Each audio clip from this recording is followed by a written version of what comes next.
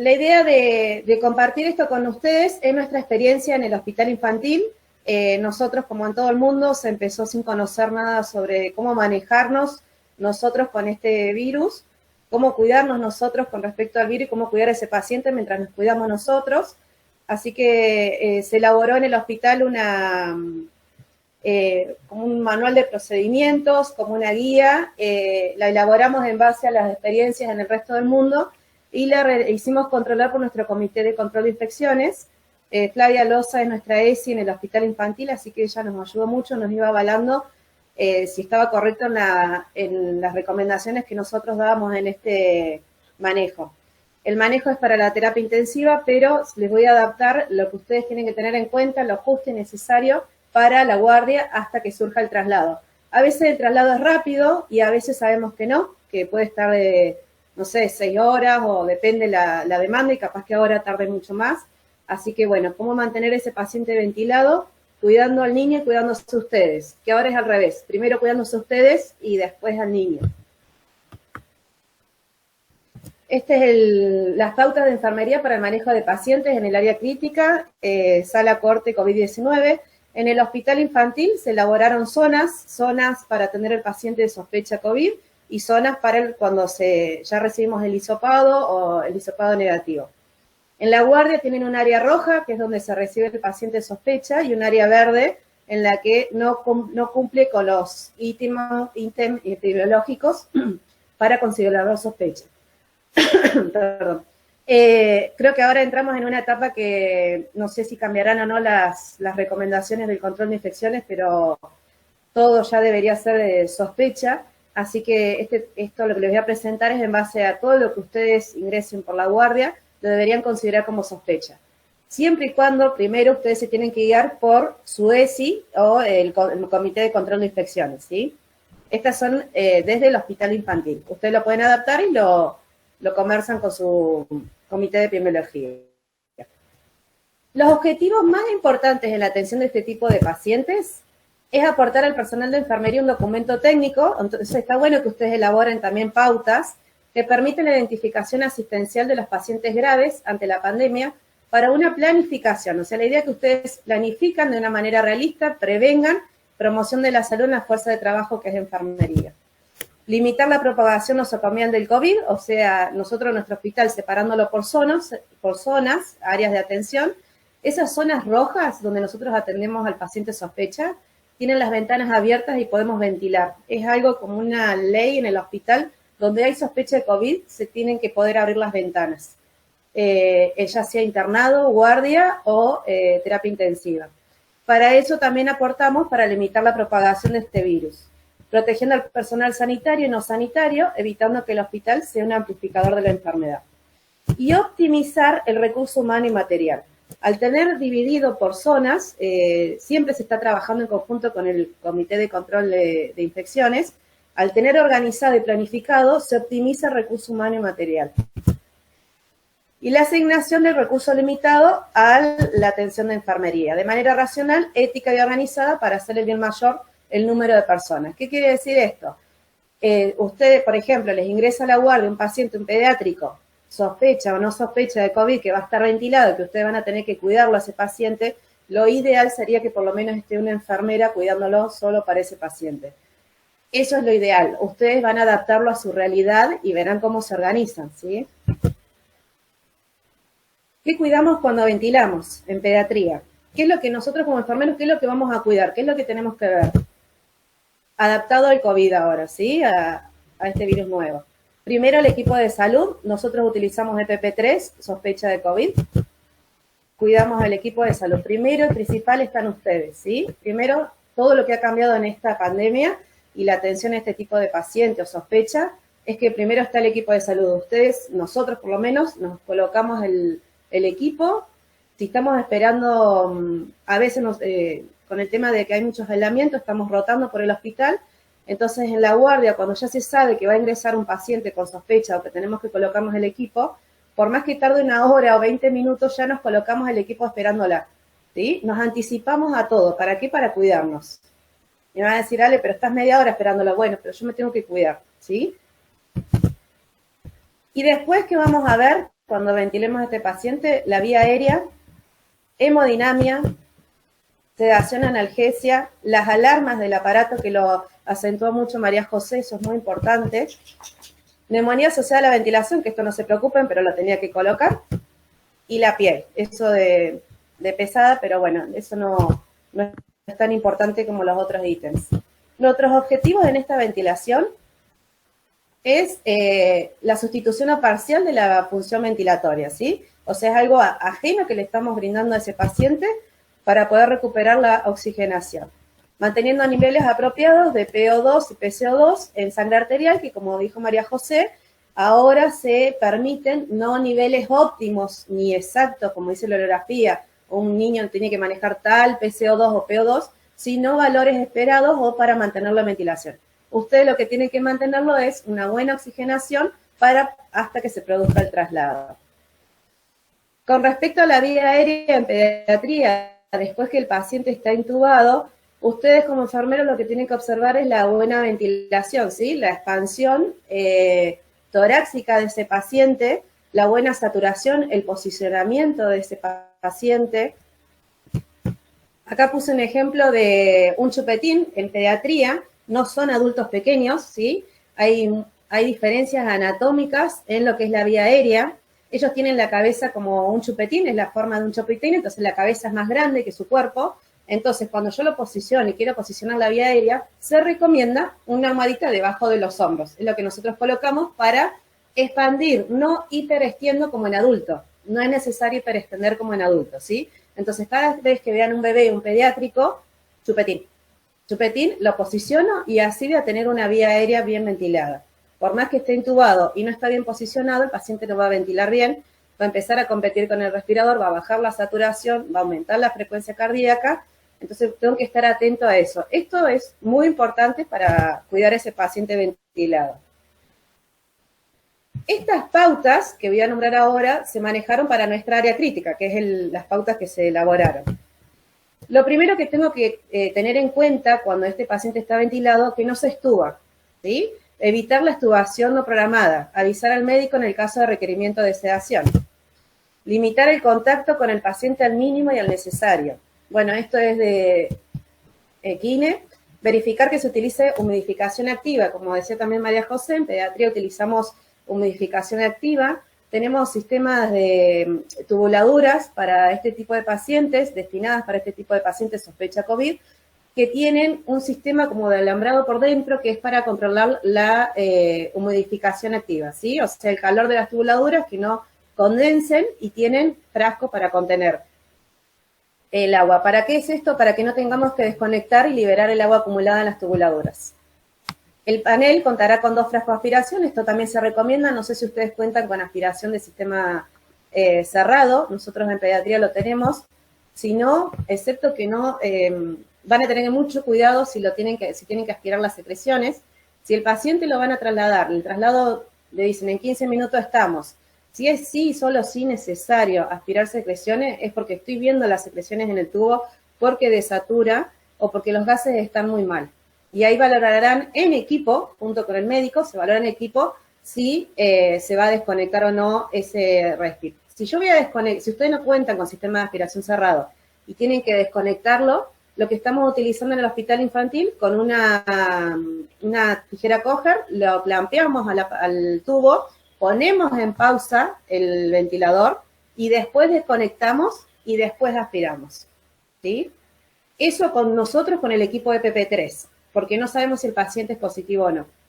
Nos ha pasado mucho, nosotros tenemos un triage en la guardia, del otro lado del hospital, en donde se pregunta si tienen contacto estrecho, todas las preguntas epidemiológicas, y el paciente cuando va a la guardia o sube a la terapia, resulta ser que el padre o la madre se olvidó o vio o no quiso contar que sí había tenido un contacto estrecho y tenemos ahora lo que se está viendo es muchos papás positivos. Por eso, el cuidado es como que se extremó más ahora, porque tenemos el niño y el adulto que lo acompaña con posible COVID. Utilizar filtros extra, tanto en la rama expiratoria como en la rama expiratoria, no sé cómo se están manejando con eso y capaz que no es necesario, ustedes ahí en la guardia. Nosotras esas tubuladuras después se descartan.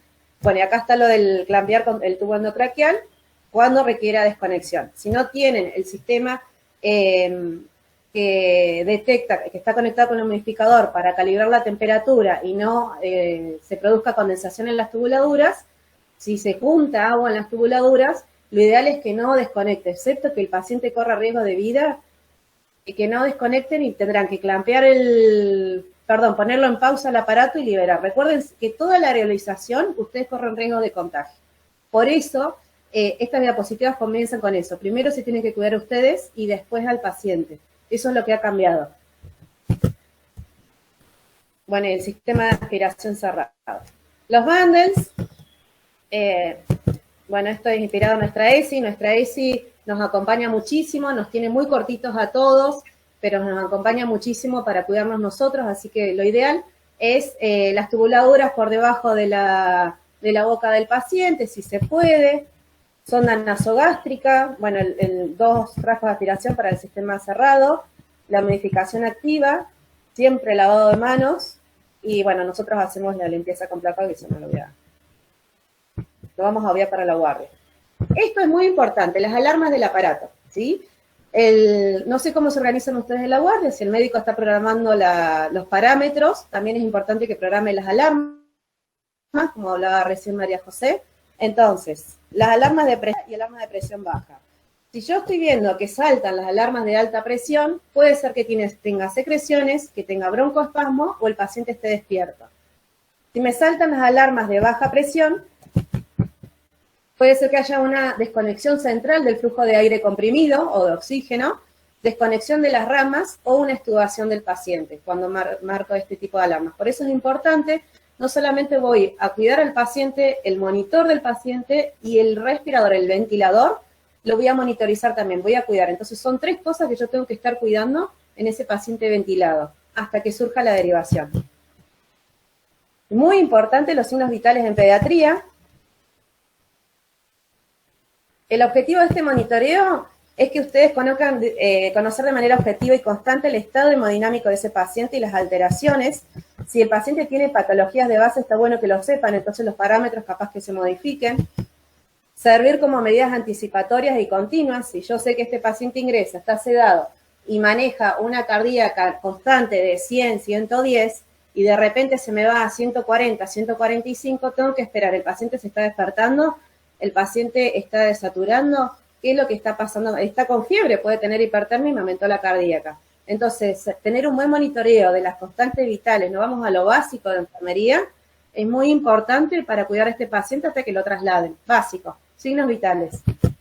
Para prevenir morbilidad y mortalidad, dirigir la conducta. ¿Qué quiere decir esto? Ver los resultados de cambios fisiológicos secundarios a las intervenciones realizadas. Le administré sedación. Recién le acabo de administrar sedación para dormirlo porque se me está despertando.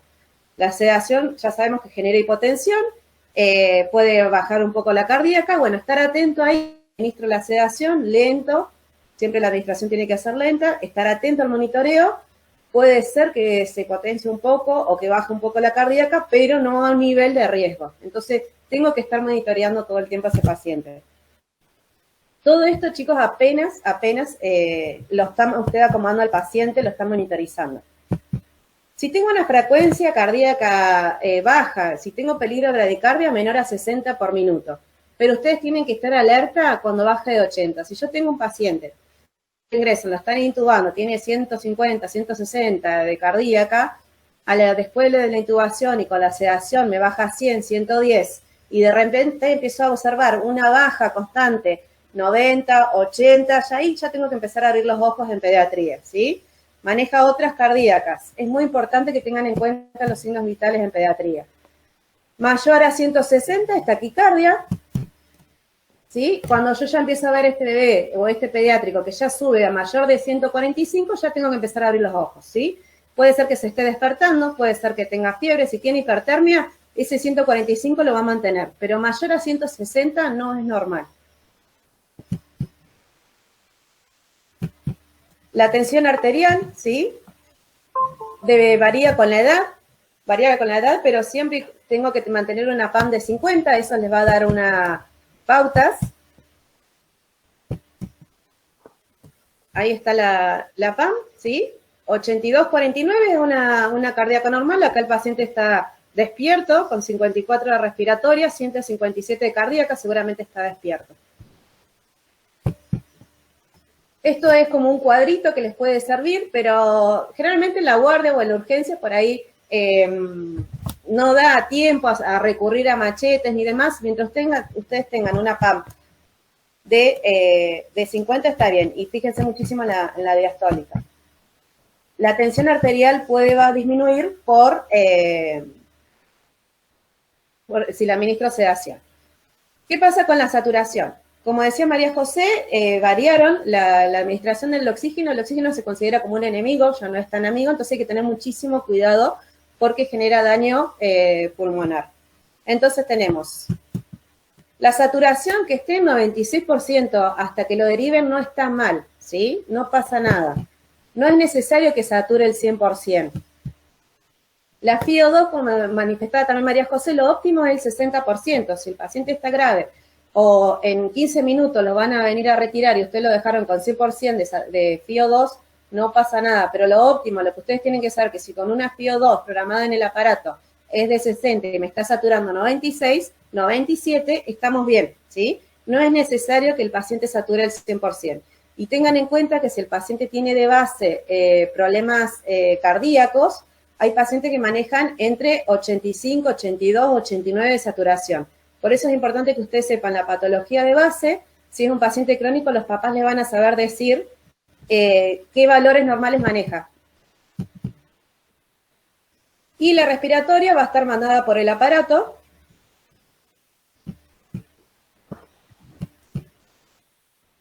En cuanto a la sedación y analgesia, el manejo de la sedación requiere monitoreo hemodinámico permanente. Verificar el modo ventilatorio previo a la administración de la sedación. ¿Qué quiere decir esto? Si el paciente está en modo controlado, está perfecto, podemos continuar con la sedación. Si el paciente maneja su ventilación, él inicia la ventilación, hay que tener cuidado porque es un paciente que está despierto y está manejando solo. Si ustedes lo tienen en la guardia y lo van a derivar, seguramente ese paciente está dormido, está en modo controlado. Conocer las características del medicamento a utilizar. Yo les voy a mostrar lo que nosotros recomendamos o estamos utilizando en el hospital infantil, pero si ustedes están familiarizados con otra medicación para sedar a sus pacientes, lo ideal es, como decía María José, si están acostumbrados a utilizar un modo ventilatorio, sigan utilizando este. Total, esto es para derivar, es para mantenerlo vivo, estable hasta la derivación. El fentanilo, nos lo manejamos en gamma, son microgramos, son 2 microgramos por kilo. Hay que tener cuidado porque produce tórax lenoso, tórax rígido, la administración es lenta. Como un machete, 10 gamas son 2 décimas de mililitro. La ketamina, 2 miligramos por kilo, favorece las secreciones, pero también funciona mucho como broncodilatador. El rocuronio, bloqueante neuromuscular, es de acción rápida. Esto lo usamos específicamente para la sospecha de COVID. Todo lo que es áreas rojas o área COVID, se recomienda esto porque es de acción rápida, es menor a 30 segundos, es para la intubación rápida o para rescatar al paciente de manera rápida cuando se nos está despertando. Atracurio, o si no, becuronio también está bien que lo utilicen, lo que ustedes estén familiarizados. Siempre anticiparse. Según el peso, nosotros estamos dejando preparado la medicación. Puede haber un cambio de guardia o justo toca el cambio de guardia entre el traslado, entonces dejo preparado y rotulada la sedación según el peso del paciente, con solución fisiológica para después lavar esa sedación. Entonces, lo acabo de sedar al paciente, ya voy, preparo otro rescate más y lo dejo en la unidad del paciente. Donde ustedes tengan el paciente en una bandeja, lo dejo ahí rotulado, preparado, anticipándome. Ustedes se tienen que anticipar a todo. ¿Por qué? Porque este paciente ventilado yo lo tengo que tocar lo menos posible hasta el traslado. Entonces, está ventilado, está bien posicionado, el monitoreo está bien y está bien sedado, yo no tengo nada más que hacer que vigilarlo. Vigilar siempre el despertar, sedar al paciente previniendo el despertar. ¿Cómo me doy cuenta si se está por despertar? A veces comienza a aumentar la cardíaca, el paciente empieza a mover, empieza a toser porque por ahí las secreciones le molestan. Entonces tengo que vigilar ese despertar y anticiparme y sedarlo. Y siempre traten, en lo posible, de registrar la sedación y coordinar con el médico de guardia que estén. Doc, ya le voy haciendo 3 rescates. Doc, ya llevamos 3 horas y le estoy haciendo mucho rescate. Capaz que necesiten empezar con un goteo continuo de frente y mida, depende la situación que les toque. Si ya son 6 horas, capaz que lo más óptimo sea comenzar con un goteo continuo de sedación para no rescatarlo tanto y riesgo que se le despierte el paciente.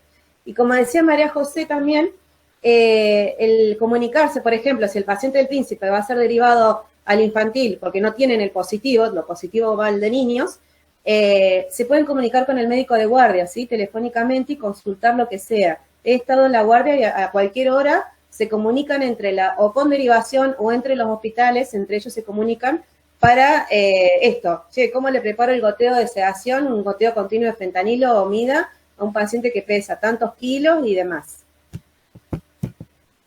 Bueno, esto de pesada, en pediatría, la piel, va a tener un saturómetro colocado a ese paciente. Lo ideal es que la roten cada 2 horas, si es que se puede, y si no, no pasa nada, hasta la derivación. Y para repetir esto y cerrar, ¿qué cuidamos cuando ventilamos? Ustedes, el equipo de salud. Todo el equipo se tiene que cuidar. Y en segunda instancia, la vía aérea de ese paciente, la hemodinamia, sedación analgesia, las alarmas, y bueno, esto es de menor importancia, ya nos toca a nosotros. Muchísimas gracias a todos.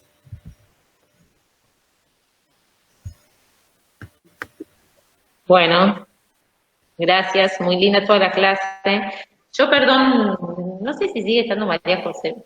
Sí, acá estoy. Bueno, no se ve todo. Ahí te veo, ahí te veo. Ah, no me ve a mí. No, yo tenía una duda que si en el contexto de COVID, a todos los pacientes le ponemos tubo con balón y desde qué edad se puede usar con balón los tubos. Bien. Esto cambió en los últimos años, la recomendación de la AJA, que eso nos llega por PALS, bueno, hace algunos años más allá del COVID, eso fue cambiando y ya no hay una contraindicación para usar tubos con balón. De hecho, vienen tubos 3,5 con balón. Eso es previo al COVID, digamos. Eso fue a medida que aumentó el desarrollo de la tecnología y del monitoreo de la ventilación mecánica, ventilar con curvas, y bueno, ya que es muy de la terapia intensiva, la fuga es un problema para cualquier tipo de medición y monitoreo. Entonces, el desarrollo de la vía aérea cerrada y la coaptación por balón, sobre todo refería al monitoreo y afinar con cualquier edad, no hay una contraindicación. Pediatría, yo no hablo, ¿no? Pediatría, usar balón.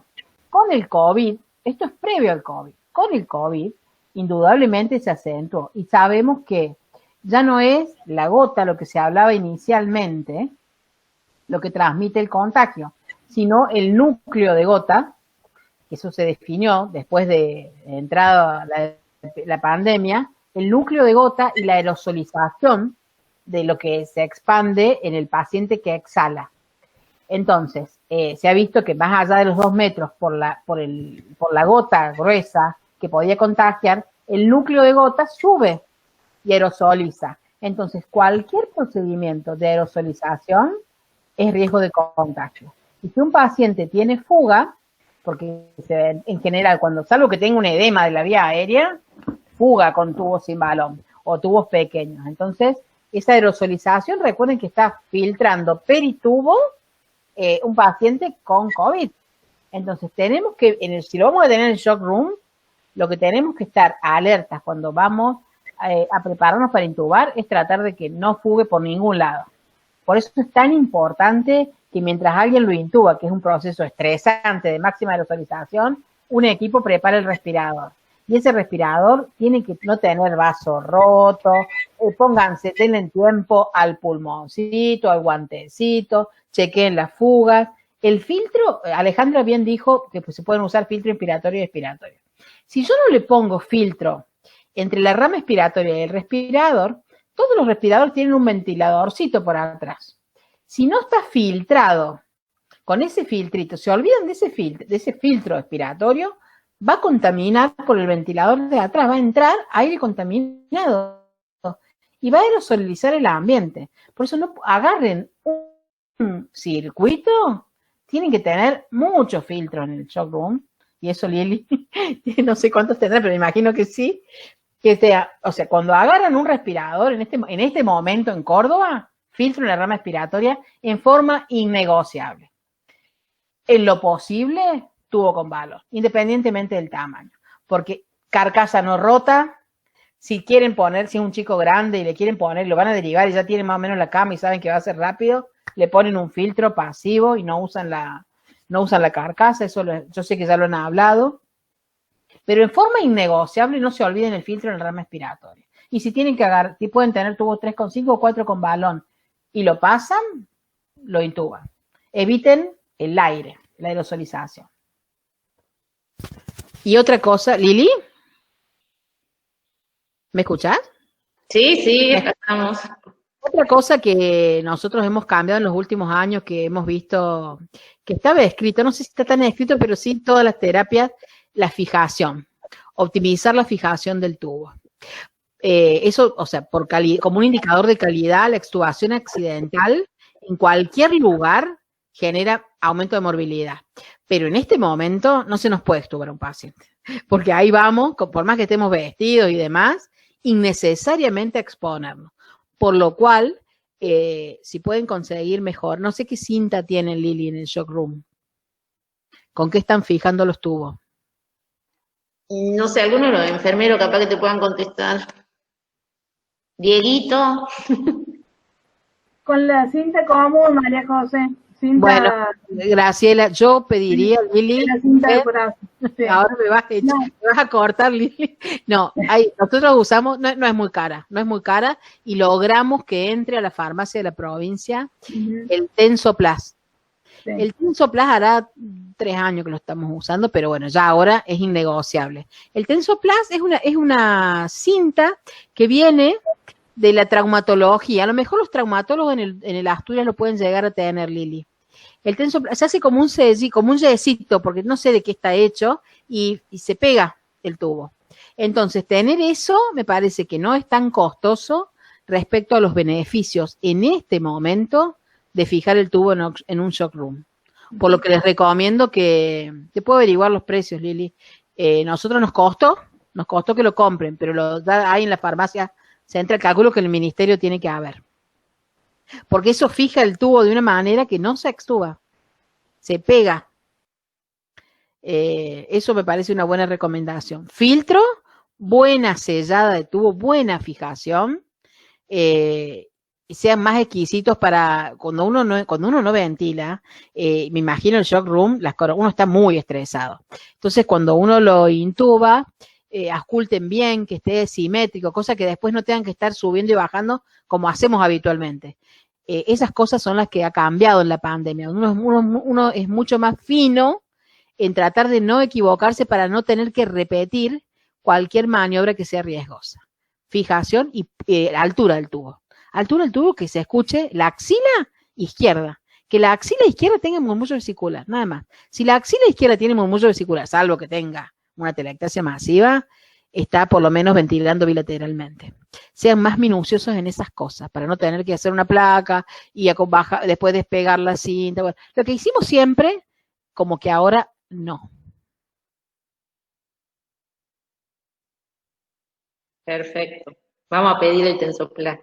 El Tensoplast, la Coger, y otra cosa, a la Coger, que la nombró la Ale, le ponemos cinta blanca en los dientes para que no rompa o lastime el tubo. Entonces, ahora con el tubo, ambú, sedación y Coger, porque en este momento conectamos al respirador con la Coger al lado. La Coger pasó a ser imprescindible.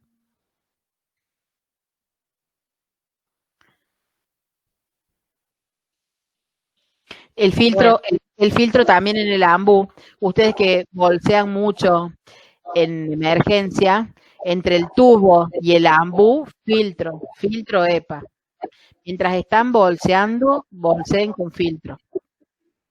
Porque si bien va la ambú, todo lo que puedan minimizar la aerosolización al lugar del shock room, los protege. Es como que uno tiene que tener tubo, ambú, filtro, Coger y Tensoplast. Tensoplast, digo, una marca, está mal decir marca, pero es lo que yo conozco. Y esto viene de las terapias, nos fuimos pasando el dato y realmente el nivel de fijación es óptimo. cualquier marca de cinta parecida. Habla con los traumatólogos, Lili.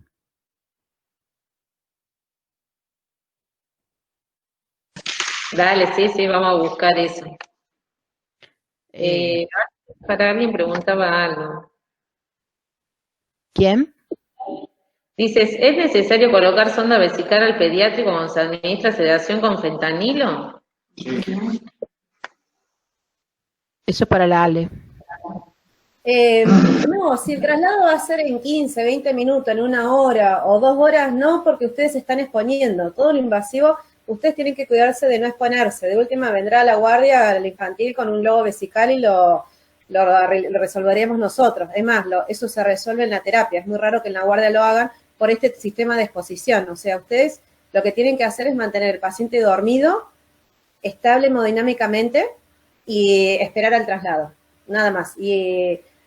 Pero si ya lleva 6 horas, 8 horas y esa complicación, ese globo vesical está complicando al paciente, y bueno, pero si no es necesario, no, ustedes tienen que mantener al paciente vivo. El globo vesical lo resolveremos nosotros. Si viene, puede generar una infección urinaria, la resolveremos nosotros. Primero se cuida el equipo de salud. Bien. Bueno, ¿alguna otra duda? ¿Alguien quiere decir algo más? Yo, Lili, te pregunté a vos, ¿dónde podríamos obtener quizás un poco más de información sobre todo lo que es ventilación, que no sea quizás al nivel de una terapia intensiva, sino no para la formación de un posgrado, pero sí para poder leer un poquito más? Lili, bueno, Susana, está el libro de ventilación mecánica de la SATI pediátrica, que me parece que es por lo menos los capítulos de modo, yo lo puedo llegar a tener, no sé si lo tengo virtual, te lo puedo llegar a te lo paso, Susana, te lo paso. Bueno.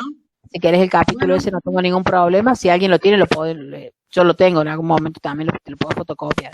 Está por salir el nuevo, porque ya escribimos los capítulos nuevos, que está demorada la impresión, es de editorial, ¿cómo se llama? Más común esta de bibliografía médica. Oh, no me acuerdo. Panamericana. Esta está por salir. Y sale ahora el manual de la SAP también, que ya es la tercera corrección, dicen que ya está en el editorial.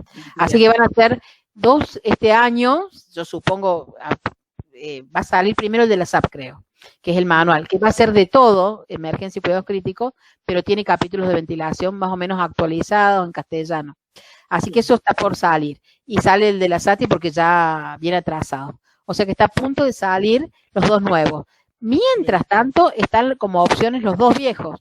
Tanto el de ventilación mecánica, bueno, no ha cambiado tanto, Susana. Bueno, a ver si lo podemos acceder, aunque sea para leerlo un poquito más, para tener otra... Sí, yo les paso para poder digerirlo más y poder metabolizarlo toda la información, y no quizás para una formación de un especialista, sino para lo que nosotros manejamos habitualmente en la emergencia.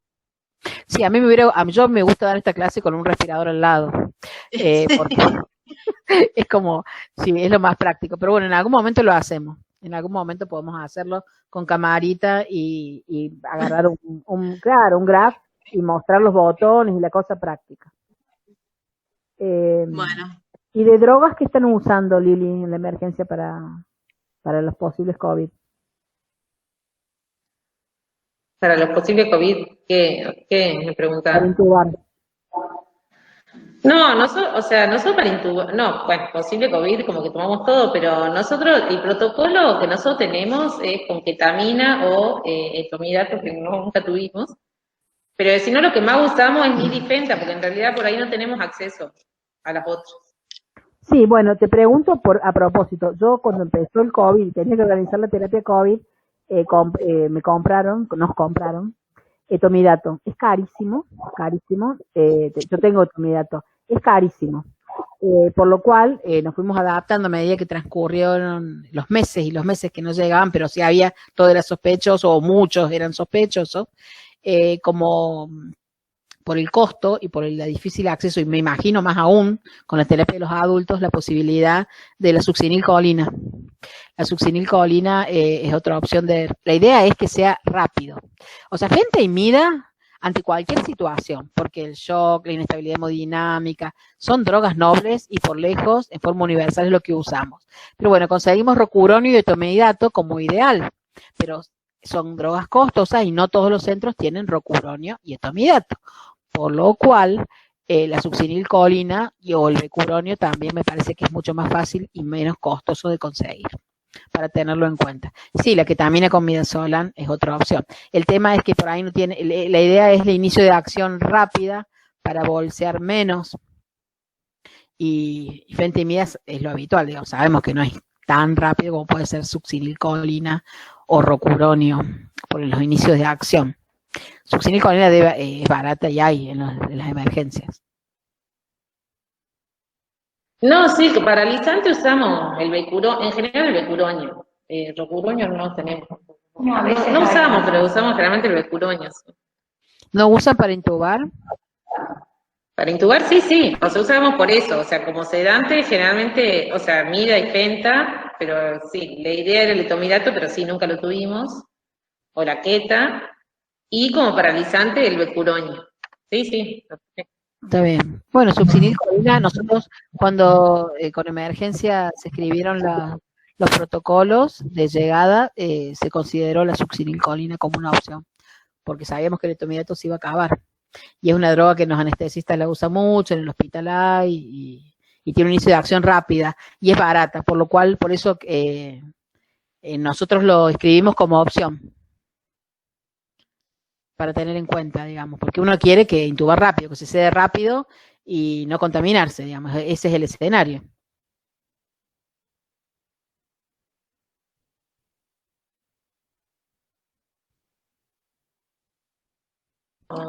Bueno,